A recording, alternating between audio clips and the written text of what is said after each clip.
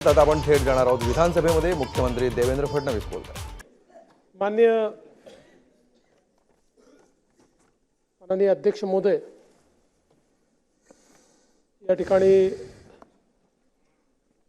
अंतिम आठवडा प्रस्ताव आणि जे काही एकत्रित अशा सगळ्या आपण चर्चा या ठिकाणी केलेल्या आहेत, त्या चर्चेमध्ये सन्माननीय श्री नाना पटोलेजी, श्री मिहिर कोटेचा, श्री मंगेश कुडाळकर, श्री किरण लामटे, श्री रोहित पवार, श्री कैलास पाटील, श्री बाबासाहेब देशमुख, श्री अमीन पटेल, श्री प्रताप अडसड, श्री दिलीप लांडे, श्री हिरामण खोसकर, श्री हारून खान, श्री रोहित पाटील, श्री शरद सोनवणे, श्री हेमंत ओगले, श्री सुमित वानखेडे, श्री बाबूराव कदम कोहळीकर, श्रीमती सना मलिक, सर्व श्री बाबासाहेब पाटील, प्रवीण दटके, अभिजित पाटील, साजिद पठाण, राजेश मोरे, गजानन लवटे,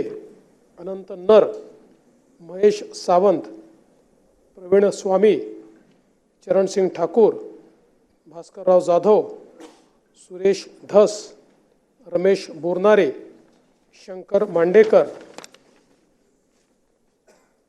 विकास ठाकरे, जितेंद्र आव्हाड, अबू आझमी, नितीन देशमुख, देवराव भोंगळे, नितीन राऊत, आनंद तिडके, राजकुमार बडोले, सुनील प्रभू, विक्रम पाचपुते, चंद्रकांत नवघरे, संजय मेश्राम आणि जयंतराव पाटील अशा जवळपास 46 सन्माननीय सदस्यांनी यामध्ये सहभाग घेतला. खरं म्हणजे प्रस्तावाची ओपनिंग बॅटिंग नानाभाऊ पटोलेंनी केली आणि नेहमीप्रमाणे शेवटचे आले तरी ओपनिंग बॅट्समन सारखंच आमच्या जयंतरावनी देखील त्या ठिकाणी बॅटिंग केली. अनेक मुद्दे या सभागृहामध्ये मांडले गेले. खरं म्हणजे एका उत्तरामध्ये सगळ्या प्रश्नांना उत्तर देणं हे शक्य नाही, पण त्यातल्या काही धोरणात्मक बाबींवर निश्चितपणे प्रकाश टाकण्याचा किंवा त्याच्यावर बोलण्याचा प्रयत्न मी करणार आहे. खरं तर आपल्या प्रत्येक निवडणुकीनंतर नागपूरला होणारं जे अधिवेशन असतं हे एक प्रकारचं अंतरिम अशा प्रकारचं अधिवेशन असतं. कारण या अधिवेशनामध्ये आपण प्रश्नोत्तरं ठेवत नाही, कारण त्याच्याकरता आपल्याजवळ कालावधी नसतो स्टॅट्युटरी नोटीस देण्याचा. त्यामुळे मुख्यत्वे आपण या अधिवेशनामध्ये पुरवणी मागण्या आल्या पाहिजेत याकरता बिझनेस, आपण एक छोटा बिझनेस या ठिकाणी करतो आणि म्हणून गेले 7 दिवस आपण हे अधिवेशन या ठिकाणी चालवलं आणि बऱ्याच गोष्टींवर चर्चा झाली. खरं म्हणजे आमच्याकरता जरी हे सरकार या ठिकाणी नव्याने आलं असलं तरी देखील गेल्या 2.5 वर्षामध्ये सरकारने केलेल्या कामाचं कंटिन्युएशन, त्याच सरकारने ज्या कामांची मुहूर्तमेढ ठेवली आहे, जी कामं हातामध्ये घेतली आहेत ती आता गतीने पूर्णत्वास न्यायची, या दृष्टीनं मी असं समजतो की त्याचे कंटिन्युएशन म्हणून या सरकारकडे मी पाहतो. आणि खरं आहे की कदाचित जबाबदाऱ्या बदलल्या आहेत. 2.5 वर्षापूर्वी जी जबाबदारी शिंदे साहेबांकडे होती ती माझ्याकडे आली आहे, जी जबाबदारी माझ्याकडे होती ती शिंदे साहेबांकडे गेली आहे. पण या जबाबदाऱ्यांपेक्षाही सामूहिकदृष्ट्या गेल्या 2.5 वर्षात आम्ही घेतलेले जे महत्त्वाचे निर्णय आहेत, विशेषतः या विदर्भ मराठवाड्यासारख्या मागास भागाचं ट्रान्सफॉर्मेशन करण्याकरता ज्या योजना हातामध्ये घेतलेल्या आहेत त्या योजना पूर्णत्वाला न्यायच्या या दृष्टीनं या सरकारचं कामकाज आम्ही सुरू केलं आहे. आज आपण बघितलं तर खरं म्हणजे अनेक वर्ष त्या बाजूला बसून मागण्या केलेल्या आहेत, धोरणात्मक विषय देखील मांडले आहेत. आणि माझा नेहमी हा प्रयत्न असतो की जे आपण तिकडे बसून बोललो ते इकडे आल्यानंतर आपल्याला पूर्णत्वास नेता आलं पाहिजे आणि त्याकरता प्रामाणिकपणे प्रयत्न देखील मी करत असतो. आणि म्हणूनच जयंतरावनी मी त्यांचे आभार मानेन की त्यांनी ठीक आहे कुठले डॉक्युमेंट असो ते आमचं असो कोणाचंही असो पण महत्त्वाचे मुद्दे आपण आठवण करून दिले आम्हाला. खरं म्हणजे 19 साली सरकार आमचंच आलं होतं, पण ठीक आहे काही कारणाने तुम्ही सरकार तयार केलं. त्यामुळे जयंतराव 19ला जाहीरनाम्याचा विचार केला तर तुमच्या जाहीरनाम्याचा करावा लागेल. कारण पहिली 2.5 वर्ष तुमचं सरकार होतं, आमचं नव्हतं. आम्ही तर मग वेगळ्या परिस्थितीमध्ये सरकार तयार केलं आणि मग आम्हाला माहिती होतं की पुन्हा निवडून यायचं असेल तर 2020ची मॅच खेळावी लागेल. आणि म्हणून सगळे बॅट्समन मैदानात उतरवले आणि अशी बॅटिंग केली की आम्ही विश्वचषक जिंकलो आणि चॅम्पियन बनून या भागामध्ये आलो. आणि म्हणूनच मला असं वाटतं की आज या निमित्ताने खरं म्हणजे अनेक वेळा अपेक्षा असते की हे तुम्ही पाठवले इंटरनेटवरनं काढलेलं आहे तुम्ही ते चुकीचं आहे. मी सांगतो काय केलं होतं. कारण सांगतो की जयंतराव 2014 साली मी एक विजन डॉक्युमेंट तयार केलं होतं आणि 2019 साली त्या विजन डॉक्युमेंटमधलं काय काय पूर्ण केलं याचं डॉक्युमेंट प्रकाशित केलं होतं. ते दोन्ही मी तुम्हाला पाठवेन. खरं तर आज आपण पाहतोय की विशेषतः विदर्भ मराठवाड्यामध्ये सिंचनाच्या संदर्भात 2014 नंतर 14 ते 19 असेल किंवा आलेलं नवीन सरकार असेल आणि आता आमचं सरकार असेल, या सरकारने अनेक महत्त्वपूर्ण निर्णय घेतले. ज्यामध्ये सगळ्यात महत्त्वाचा प्रकल्प जर कुठला असेल तर तो वैनगंगा पैनगंगा नळगंगा नदीजोड प्रकल्प. या प्रकल्पाच्या संदर्भात अनेक वर्ष केवळ चर्चा चालायची. आपण 2019 साली त्याचा पहिला GR काढला. त्यानंतर गेल्या 2.5 वर्षामध्ये या प्रकल्पातल्या सगळ्या अडचणी दूर करून त्याचं पहिलं टेंडर हे आपण निवडणुकीच्या पूर्वी काढलं आणि हा प्रकल्प 88,000 कोटी रुपयाचा प्रकल्प आहे. गोसीखुर्दच्या खालून जे पाणी वाहून जातं, मुळामध्ये हे पाणी मध्य प्रदेशातनं येतं, पण ते पाणी मध्य प्रदेश कधीच वापरू शकत नाही, त्यांना परवानगी मिळू शकत नाही कारण तिथे जंगल आहे. आणि म्हणून हे सगळं पाणी समुद्राला वाहून जातं तेलंगणाकडे आंध्रकडे जाऊन.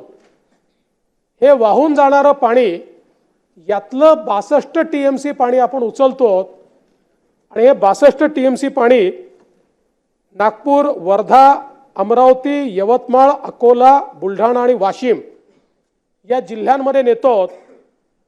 यामुळे 10 लाख एकर जमीन ही ओलिताखाली येणार आहे. आणि आपण जर बघितलं तर साधारणपणे विदर्भातला जो दुष्काळी पट्टा आहे या सगळ्या दुष्काळी पट्ट्यातनं या ठिकाणी हा नदीजोड प्रकल्प चालला आहे.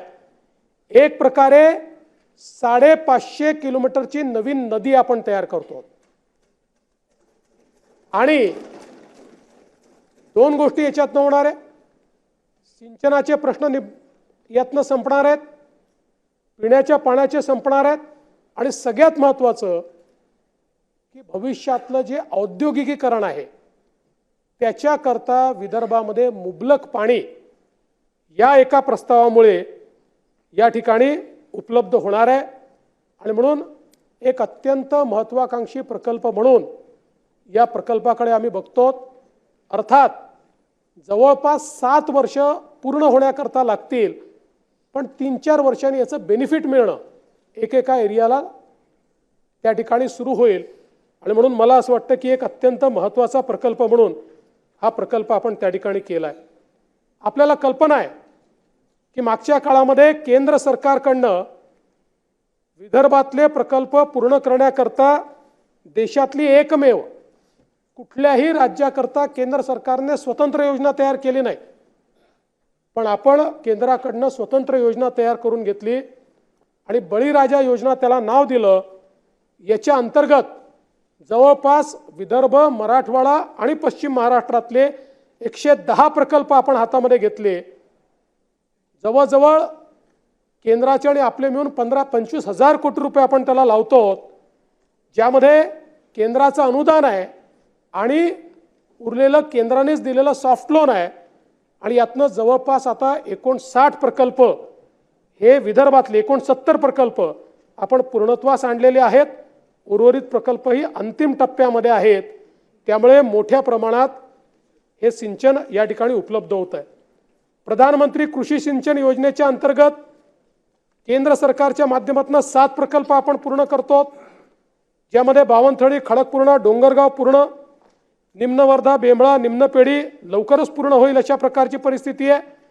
बोरवा बॅरेज मंगरुळपीर 162 कोटी रुपये, घोटा शिवणी बॅरेज मंगरुळपीर 234 कोटी रुपये आणि जवळपास गोसी खुर्दसाठी 15,000 कोटी रुपये आपण त्या ठिकाणी दिले.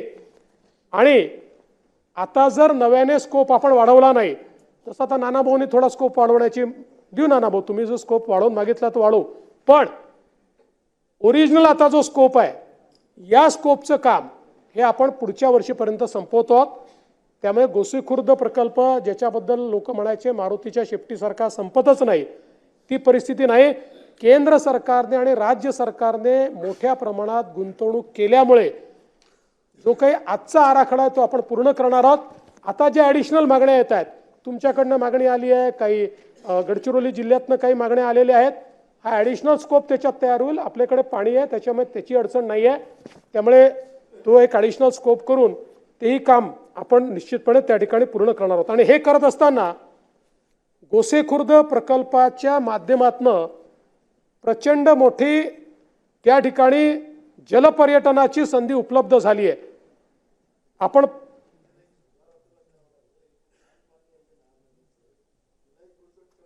नाही त्याच्या संदर्भात आपण जो मुद्दा मांडलेला नाना भाऊ, आता आपण मागच्या काळामध्ये जायकाला प्रस्ताव पाठवला होता नाग नदी सुधारचा. या प्रस्तावाला त्यांनी मान्यता दिली, 1900 कोटी रुपये दिले. त्याची टेंडर आपण काढलेली आहे. यातलं काम काय आहे? नाग नदीमध्ये एक थेंबही सांडपाणी जाणार नाही, हे त्याचं काम आहे.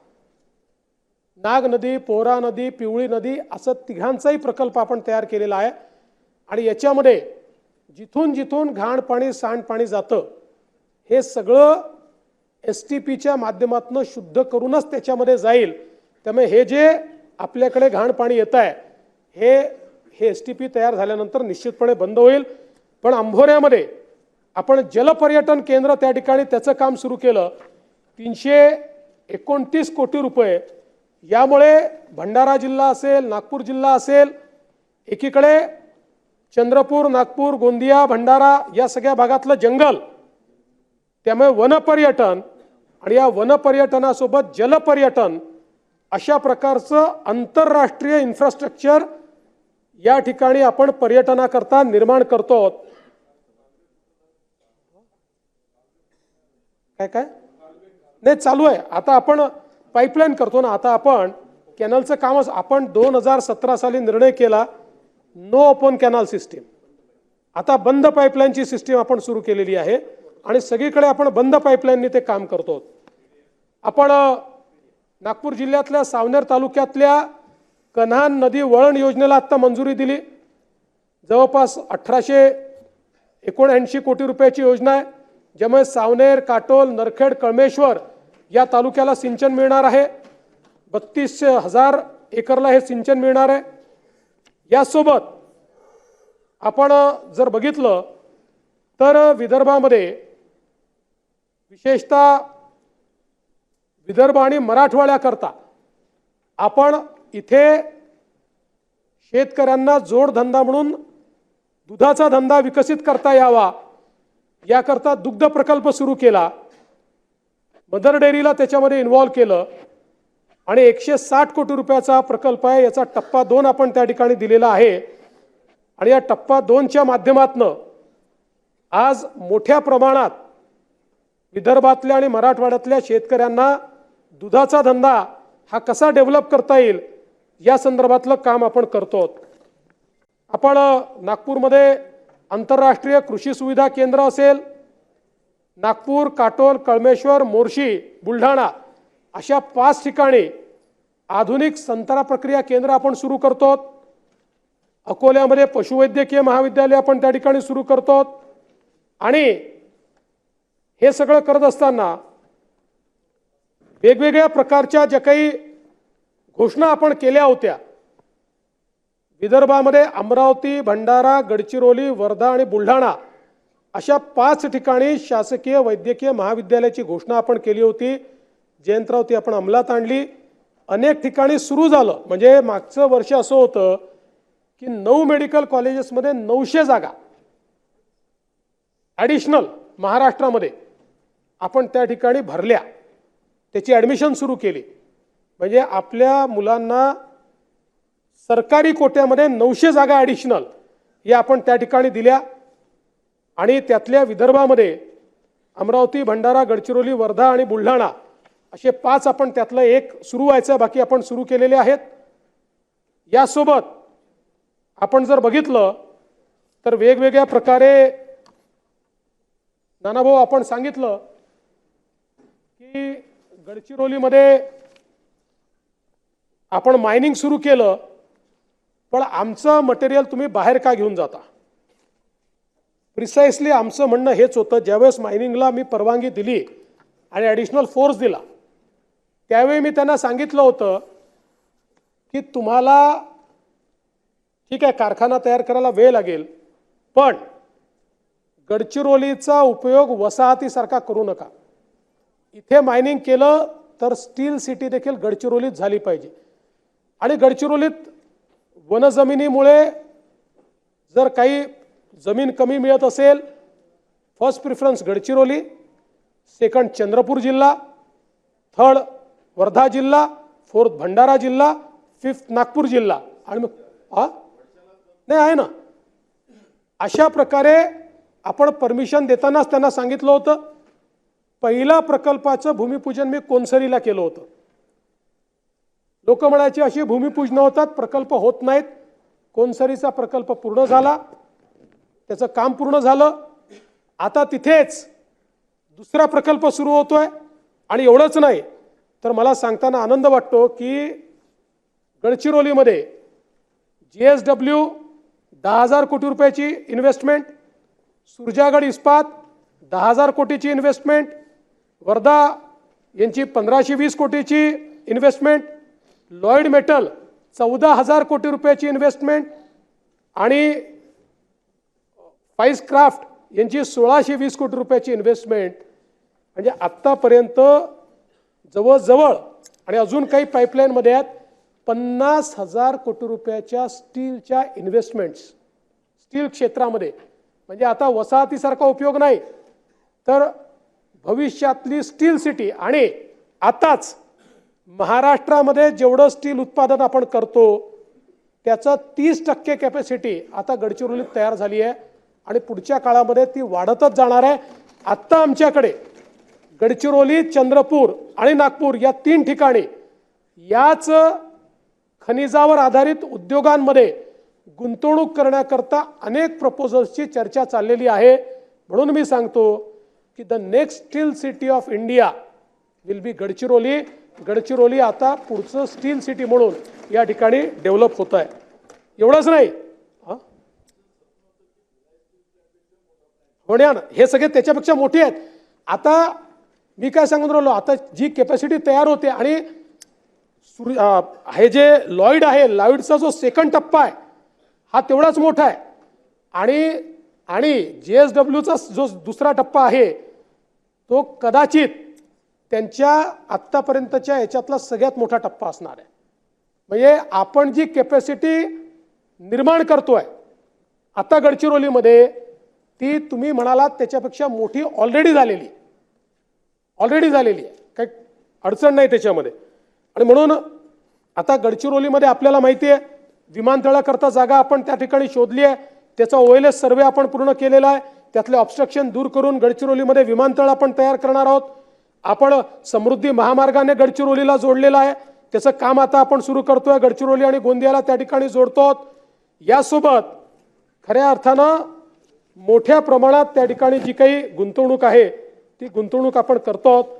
आणि विशेषतः केवळ गडचिरोली नाही तर आपल्याला कल्पना आहे की विदर्भामध्ये, म्हणजे मी हे जुने सांगत नाहीये, या 2 वर्षातलं सांगतोय, 47 मोठे प्रकल्प आपण त्या ठिकाणी आणले आहेत, ज्याच्यामध्ये 1,23,931 कोटी रुपयाची गुंतवणूक या प्रकल्पांच्या माध्यमातून या ठिकाणी होणार आहे. आणि सोबत मराठवाडाही मागे नाही ठेवलाय.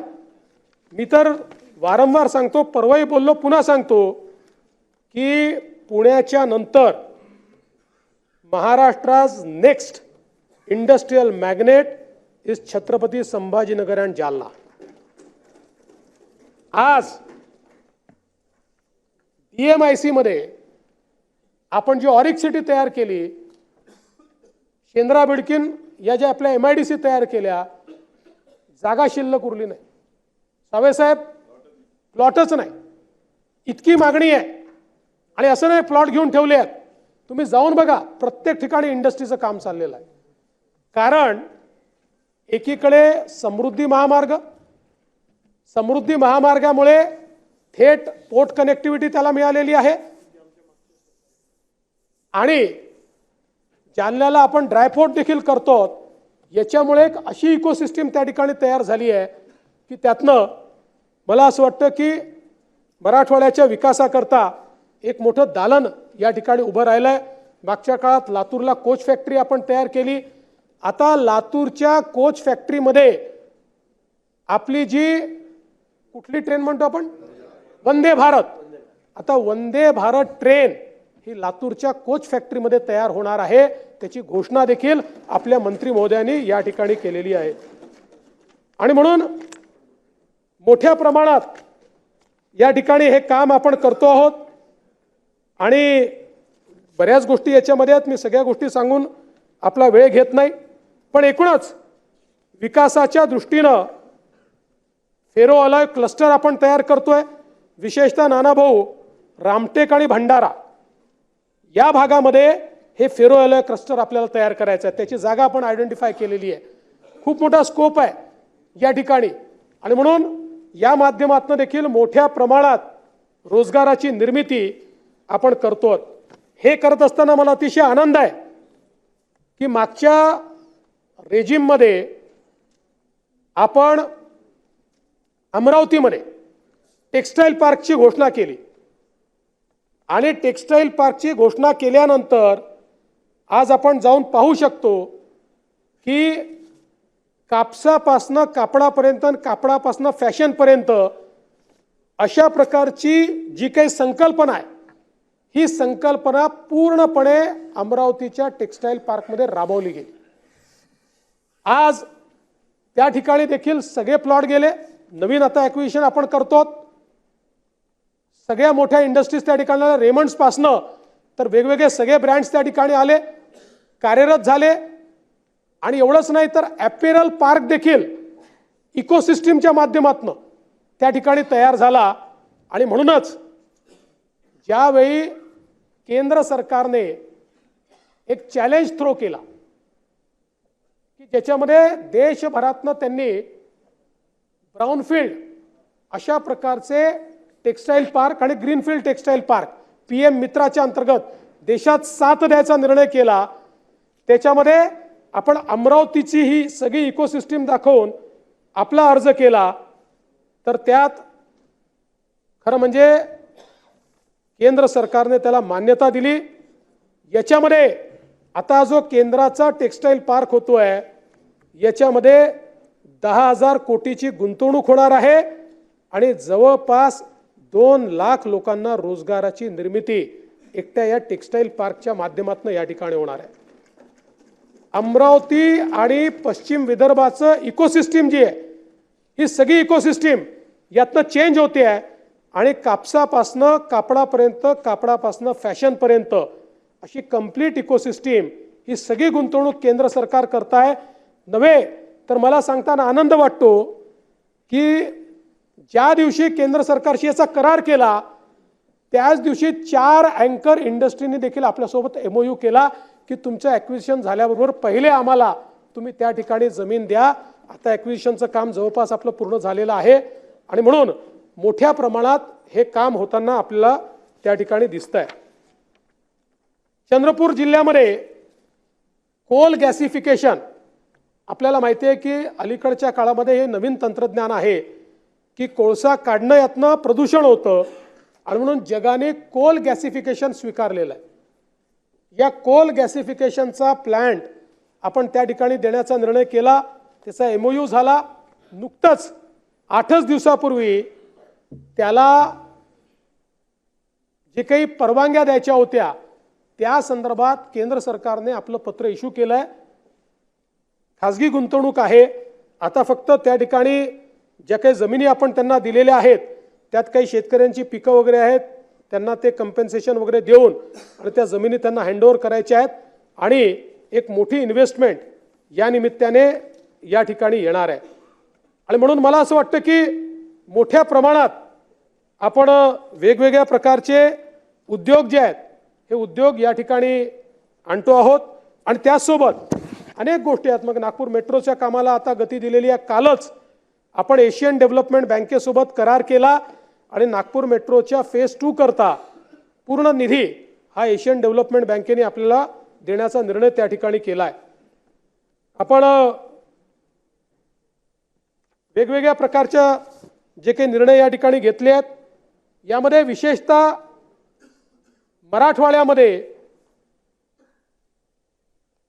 गोदावरीचं तुटीचं खोर आहे आणि म्हणून साधारणपणे सातत्याने मराठवाड्यात दुष्काळही पाहायला मिळतो आणि त्याचवेळी उत्तर महाराष्ट्र आणि मराठवाडा अशा प्रकारचा एक वादही आपल्याला पाहायला मिळतो.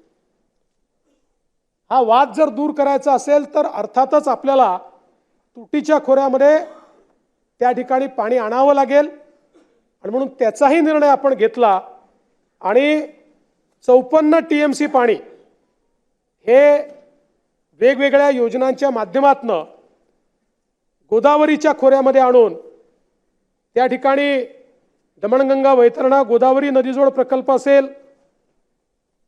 किंवा या ठिकाणी वेगवेगळे प्रकल्प आहेत त्या सगळ्यांचा एकत्रित आपण हिशोब लावला तर मोठ्या प्रमाणात मराठवाड्यामध्ये आपल्याला सिंचनाच्या सोयी करता येतील. आज जवळपास उल्हास खोऱ्यातलं 54 TMC पाणी या वेगवेगळ्या योजनांच्या माध्यमातून आपण या ठिकाणी आणतो आहोत.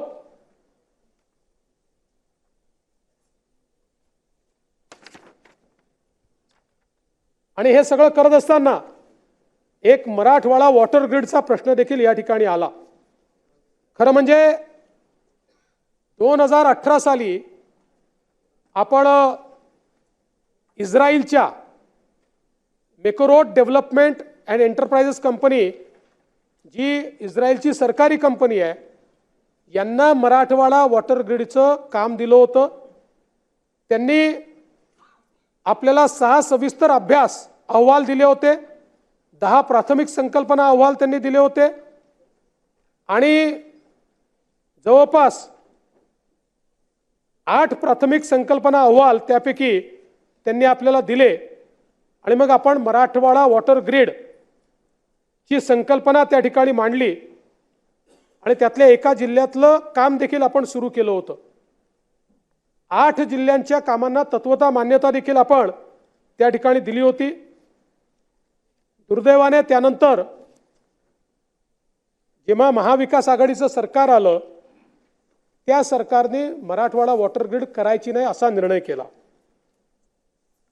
हा निर्णय जयंतराव याकरता दुर्दैवी होता की आपल्याला काहीच करायचं नव्हतं. सगळा पैसा केंद्र सरकार देणार होतं. केंद्र सरकारने आपल्याला सांगितलं होतं जलजीवन मिशनच्या अंतर्गत तुम्ही आम्हाला DPR पाठवा. आपण अनेक राज्यांनी हे केलं की जलजीवन मिशनमध्ये ग्रीडचे DPR पाठवले आणि त्याला मान्यता दिली. आताही आपल्याला 30,000 कोटी रुपये केंद्राने दिले. त्यामुळे हा जर DPR जलजीवन मिशनच्या अंतर्गत आपण पाठवला असता तर आपल्याला पूर्ण त्याचा पैसा मिळाला असता. आपण त्याच्याऐवजी खंडित DPR पाठवले, त्यालाही मान्यता मिळाली, त्याचं कामही आपण केलं. ते चुकलं असं मी म्हणत नाही, पण जी ग्रीड तयार झाली असते ज्याने मराठवाड्याला कायम पिण्याच्या पाण्याच्या दुष्काळातनं मुक्त केलं असतं, ते काही आपण केलं नाही. परिणाम असा झाला की पैसा तर केंद्राचा मिळाला पण तो ग्रीड पद्धतीने मिळाला नाही. पुन्हा एकदा सरकार आल्यानंतर मी स्वतः जाऊन मंत्र्यांची चर्चा केली आणि चर्चा केल्यानंतर आपण जवळपास यातले जे प्रस्ताव आहेत त्यांनी प्रांजळपणे सांगतो, त्यांनी सांगितलं की आता जलजीवन मिशनचा हा टप्पा आमचा संपुष्टात येतोय, पण तुम्ही तुमचा ग्रीडचा प्रस्ताव पाठवून ठेवा. नवीन मोदी सरकार जेव्हा येईल त्यावेळेस नवीन टप्पा सुरू होईल, त्यावेळी आम्ही निश्चितपणे तुमचा विचार करू. आणि म्हणून संपूर्ण याचा आराखडा तयार करून केंद्र सरकारकडे आपण पाठवलेला आहे. आता केंद्र सरकारचं नवीन मिशन ज्यावेळेस त्या ठिकाणी तयार होईल त्यावेळी पुन्हा एकदा आम्ही त्याचा पाठपुरावा करू. आणि आता जे काही आपण जलजीवन मिशनच्या अंतर्गत नेटवर्क तयार केल्या त्याच नेटवर्कचा उपयोग करून त्याला जे काही जोड नेटवर्क तयार करायचं आहे ग्रीडच्या रूपानं, ती ग्रीड तयार करण्याकरता केंद्र सरकारची मदत घेऊन ही मराठवाडा ग्रीड आपल्याला कशी पूर्ण करता येईल याचा देखील प्रयत्न हा पुढच्या काळामध्ये आपण करू. आज आपण पाहू शकतो की पश्चिम वाहिनी नदी खोऱ्यातील 4.68 TMC पाणी गोदावरीत वळवून मराठवाडा तसेच नाशिकच्या सिन्नर तालुक्यात 85,000 एकराला सिंचन देण्याचा आपण त्या ठिकाणी प्रयत्न केलाय. आणि जवळपास गेल्या 2 वर्षामध्ये मराठवाड्यामध्ये 7 प्रकल्पांची घळभरणी आपण पूर्ण केली आहे, ज्यामुळे 38 दलघमी पाणीसाठा आपण त्या ठिकाणी निर्माण केलाय. मराठवाड्यातल्या 11 सिंचन प्रकल्पाला मान्यता दिली आहे. 13,677 कोटी रुपयाची मान्यता आहे. आणि विशेषतः कृष्णा मराठवाडा उपसा सिंचन योजना सुरेश धस साहेब दिली आहे मान्यता, टेंडरही काढलं आणि आताही पैसे दिले तुम्हाला पुन्हा. हां नाही, आणि आत्ता लगेच 300 कोटी रुपये तुम्हाला पुन्हा पुरवणीमध्ये.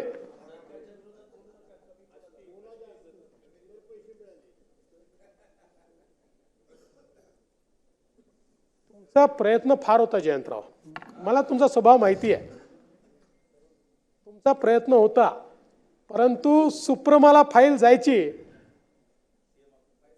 आणि ते कुठे अडकायची त्याची चर्चा आपण खासगीत करू, पण त्या झाल्याच नाहीत.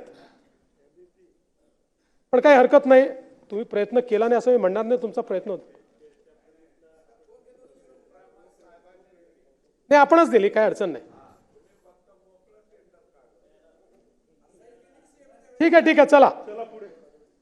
जायकवाडी टप्पा 2 536 कोटी, निम्न दुधना प्रकल्प 3070 कोटी, गंगापूर उपसा सिंचन योजना ब्रह्मगव्हाण 693 कोटी, बाभळी मध्यम प्रकल्प 771 कोटी, वाकोद मध्यम प्रकल्प 275 कोटी, पोटा उच्च पातळी बंधारा हिंगोली 247 कोटी, जोडर परळी उच्च पातळी बंधारा हिंगोली 236 कोटी, पिंपळगाव कुटे उच्च पातळी बंधारा हिंगोली 266 कोटी, ममदापूर उच्च पातळी बंधारा परभणी 271 कोटी, उनकेश्वर उच्च पातळी बंधारा किनवट 195 कोटी आणि त्यासोबत ऊर्ध्व पैनगंगा 4014 कोटी.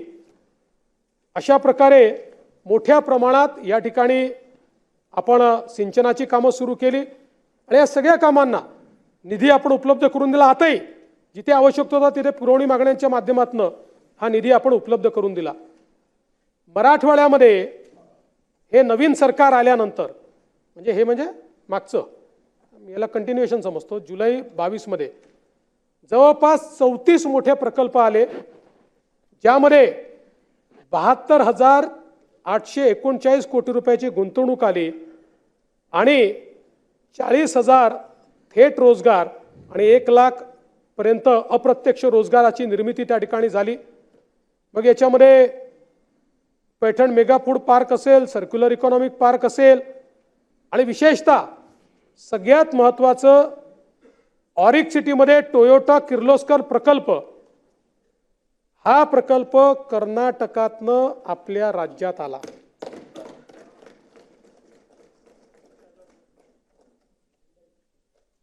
जवळपास 16,000 लोकांना रोजगार मिळेल या प्रकल्पाने। आणि आता तर या प्रकल्पाचा सगळ्यात मोठा फायदा असा आहे, एक इकोसिस्टम तिथे तयार होते।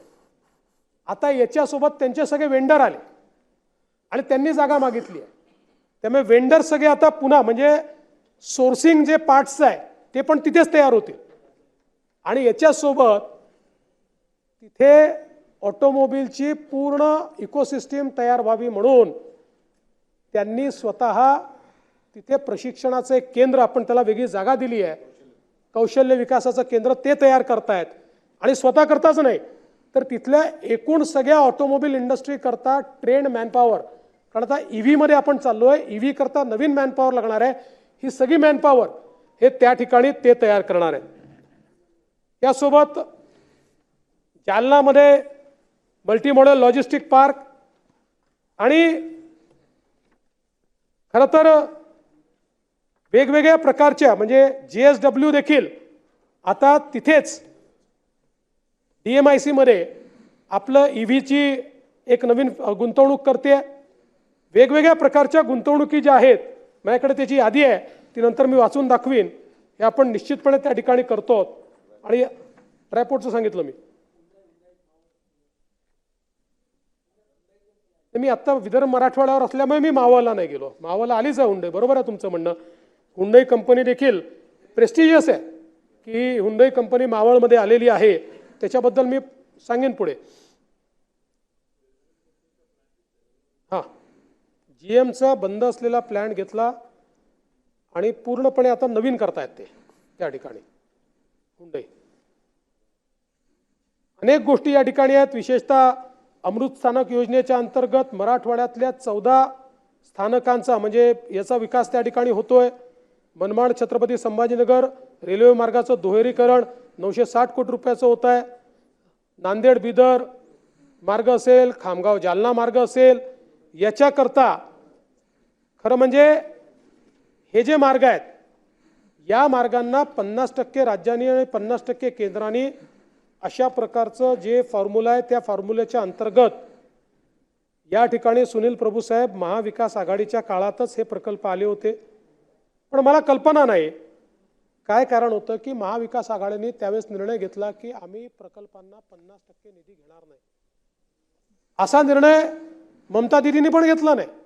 ममता दीदीला माहिती आहे कुठे भांडायचं आणि कुठे विकास करायचा, पण आपण हा निर्णय घेतला आणि त्यामुळे हे सगळे प्रकल्प आपले थांबले होते। सरकार आलं, आम्ही नुसतं पत्रच दिलं नाही, आम्ही 50% त्याला हिस्सा देणं सुरू केलं आणि त्यामुळे हे सगळे म्हणजे मग सोलापूर तुळजापूर उस्मानाबाद 452 कोटी रुपये हा मार्ग त्या ठिकाणी सुरू झाला। लातूर तिरुपती रेल्वे सेवा सुरू झाली। लातूर जिल्ह्यातल्या राष्ट्रीय महामार्गांना 2800 कोटी रुपयाचा निधी त्या ठिकाणी मिळाला। आणि सगळ्यात महत्त्वाचं शिरूर ते छत्रपती संभाजीनगर ग्रीनफील्ड द्रुतगती मार्ग याला मान्यता मिळाली। 14,886 कोटी रुपयाचा मार्ग आहे, ज्याच्यामुळे पुणे आणि संभाजीनगर याला एक नवीन ग्रीनफील्ड मार्ग मिळतो आहे आणि यातनं समृद्धीला पुण्याची कनेक्टिव्हिटी मिळते आहे। त्यामुळे मला असं वाटतं की आता संभाजीनगरला तुम्ही 4 तासात जाता आणि पुढच्या 2-2.5 तासात या मार्गाने तुम्ही पुण्याला पोहोचाल। नागपूरहून 6 तासात तुम्ही पुण्याला पोहोचाल। आता काय आहे की संभाजीनगरला तुम्ही 4 तासात जाता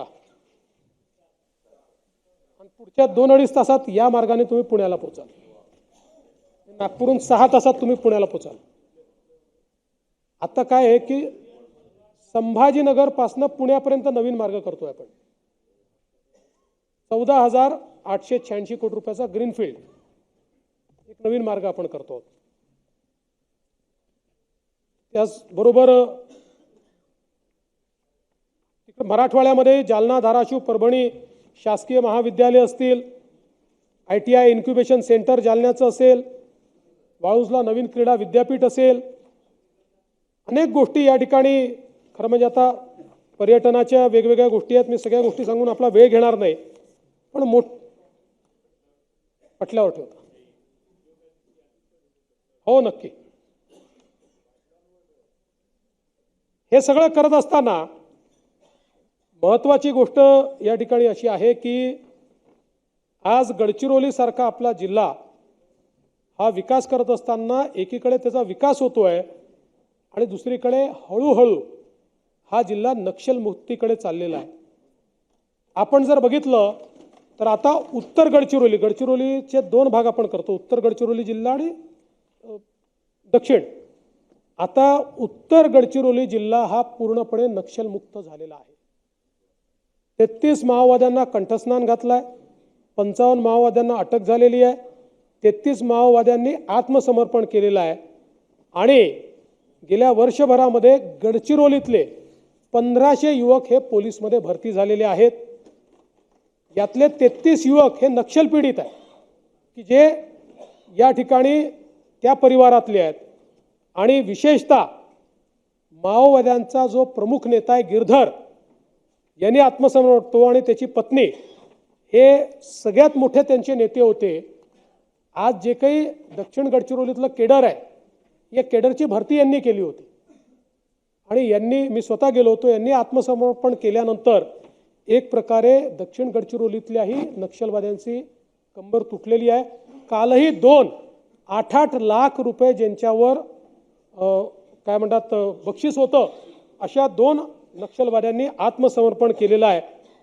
त्यामुळे येत्या 3 वर्षामध्ये हा नक्षलवाद पूर्णपणे आटोक्यात आणायचा आणि तो समाप्त करायचा अशा प्रकारचं ध्येय आम्ही ठेवलेलं आहे.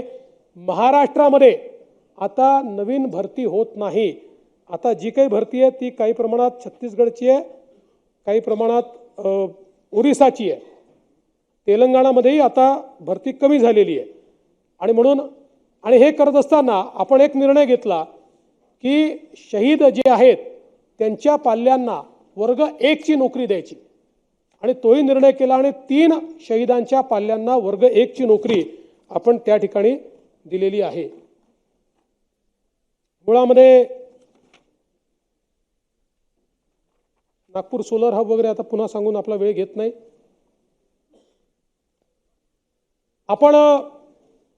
आपल्याला कल्पना आहे की खरीप पणन हंगाम 2024-25 मध्ये किमान आधारभूत किंमत खरेदी योजनेअंतर्गत नोंदणीकृत शेतकऱ्यांना धान उत्पादनाकरता त्यांच्या धान लागवडीखालील जमीन धारण्यानुसार प्रति हेक्टरी 20,000 रुपये याप्रमाणे प्रोत्साहनपर राशी म्हणजे बोनस देण्याचा निर्णय केलेला आहे.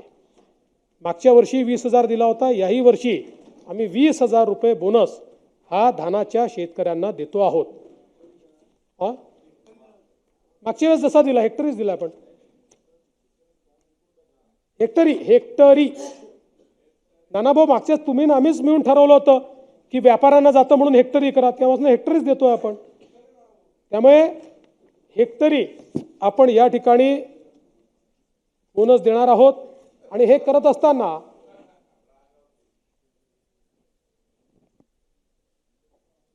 सोयाबीनचा एक विषय या ठिकाणी मानला गेला. खरं जयंतराव आपण जे म्हणालात साधारणपणे लोकसभेच्या काळात ही परिस्थिती होती की सोयाबीनचे भाव खूप पडले होते, 3200 पर्यंत देखील गेले होते आणि म्हणूनच आम्ही घोषणा केली होती की शेतकऱ्यांना आम्ही मदत करू. लोकसभेनंतर ती मदत आम्ही केली. 85 लाख शेतकऱ्यांना आम्ही त्या ठिकाणी सोयाबीन आणि कापूस यांना आम्ही त्या ठिकाणी त्यांच्या खात्यामध्ये ती मदत केली. जवळपास 5,000 रुपये हेक्टरी याप्रमाणे ती मदत त्यांच्या खात्यामध्ये गेली. आता सोयाबीनची आपण खरेदी सुरू केलेली आहे. 557 केंद्रांवर ही खरेदी चाललेली आहे. केंद्र सरकारने मॉइश्चर कंटेंट 12च्या ऐवजी 15 कंटेंट देखील खरेदी करता येईल अशा प्रकारचे निर्देश दिले आहेत. त्याप्रमाणे आत्तापर्यंत या ठिकाणी जी काही खरेदी झाली आहे ही 23,68,475 क्विंटल एवढी खरेदी आपण केलेली आहे आणि मागील 15 वर्षातली सगळ्यात जास्त खरेदी आहे. 12 जानेवारीपर्यंत ही खरेदी आपण सुरू ठेवणार आहोत. त्यामुळे काही ठिकाणून तक्रारी येत आहेत. काल सन्माननीय सदस्य पाटील साहेब आले होते, त्यांनी सांगितलं आमच्याकडे मॉइश्चरच्या संदर्भातला आदेश पोचलेला नाही. मी लगेच कैलाजी तर धाराशिवमध्ये कळमला मी लगेच फोन केला. आपण जी एक सूचना केली आहे जयंतराव ती खरोखर महत्त्वाची सूचना आहे.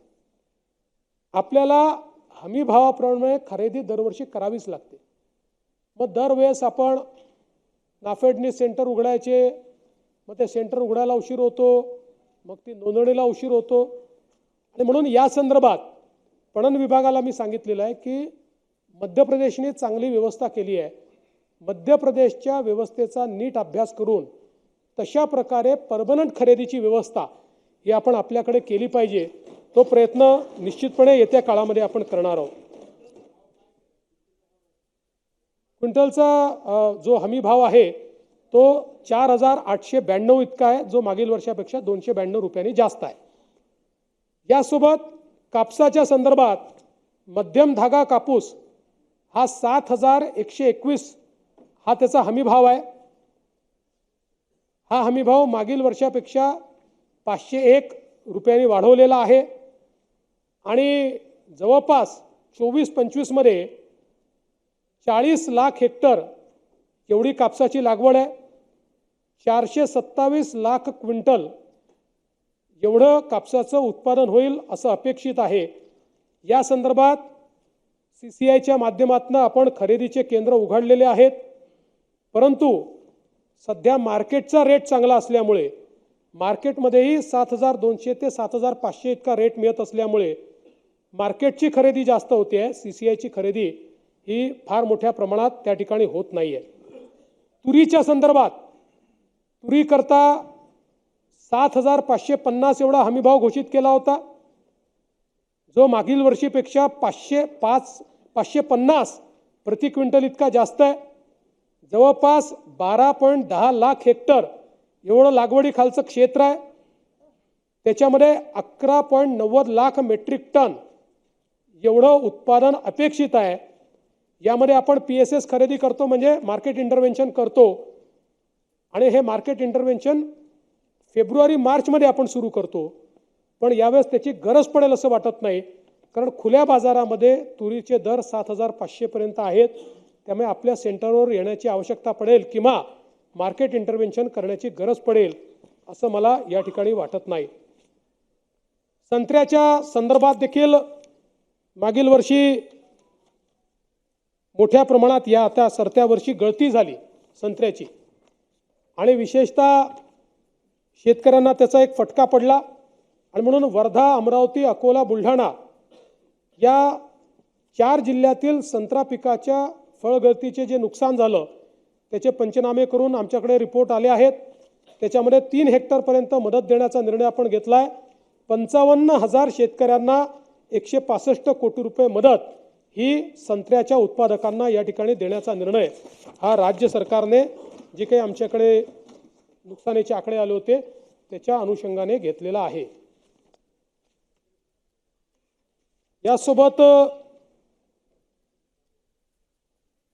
एक मुद्दा हा सार्वजनिक आरोग्य विभागाच्या अंतर्गत आपण सर्वांनी मांडला होता. तो म्हणजे विशेषतः माता आणि बालकांचे मृत्यू कमी व्हावेत या उद्देशाने जी नवसंजीवनी योजना आपण तयार केली आहे.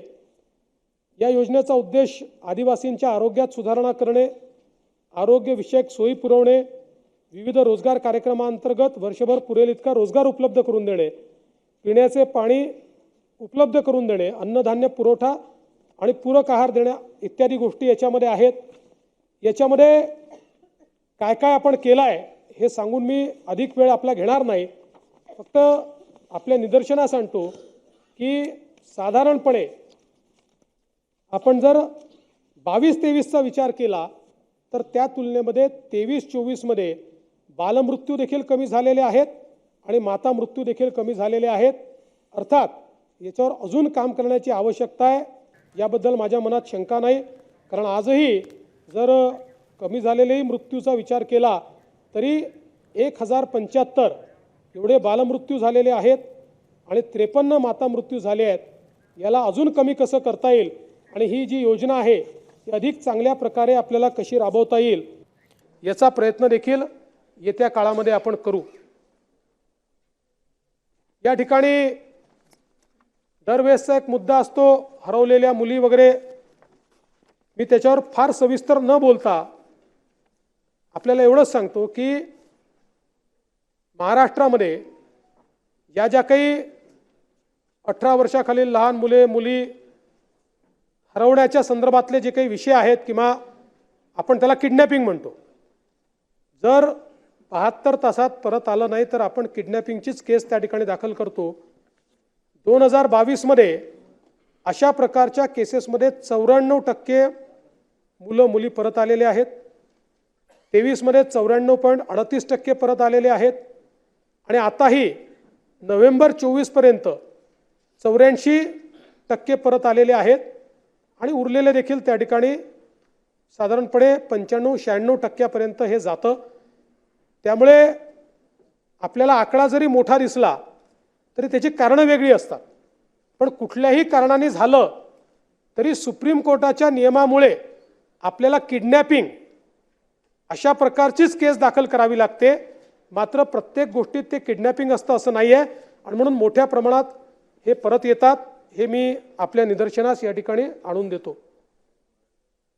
गृहनिर्माणच्या संदर्भात ज्यांनी मांडलं ते नसल्यामुळे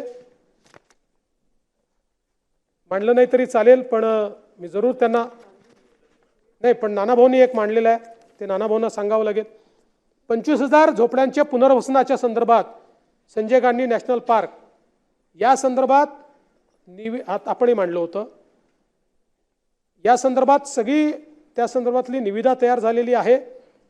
केवळ निविदा प्रकाशित होण्याच्या आधी जमिनीच्या क्षेत्र निश्चिती अंतिम महसूल विभागाकडनं जमीन प्रदानाचे आदेश निर्गमित करायचे आहेत. म्हणजे मालमत्ता पत्रकावर त्यांची नोंद यायची आहे. त्याची कारवाई पुढच्या 15 दिवसामध्ये पूर्ण होईल आणि ती झाल्यानंतर हे टेंडर निघेल आणि 25,000 झोपडपट्टीधारक आणि 2,000 आदिवासी यांना या ठिकाणी संजय गांधी नॅशनल पार्कमधले जे आहेत त्यांचं पुनर्वसनाचं काम आता टेंडर निघाल्यानंतर मला असं वाटतं की 4 ते 6 महिने आपल्याला 4 महिने तरी त्याचं, कारण डिफिकल्ट हे आहे, तर 3-4 महिन्यात ते आपण टेंडर निश्चित करू आणि त्यानंतर 5 वर्षाचा तरी कालावधी आपल्याला त्याला द्यावा लागेल ते काम पूर्ण होण्याकरता. प्रयत्न करू त्याचा.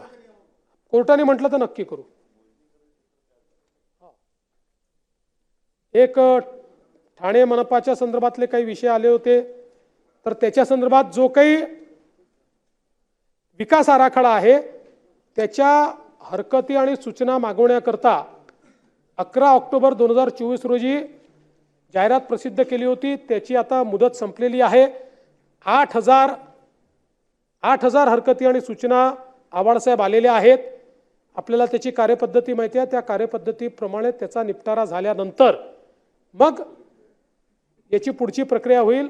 मग तो नगरविकास विभागाच्या सचिवांकडे जाईल, मग आपल्या नगरविकास मंत्र्यांकडे किंवा मुख्यमंत्र्यांकडे जाईल. एबीपी माझा, उघडा डोळे बघा नीट.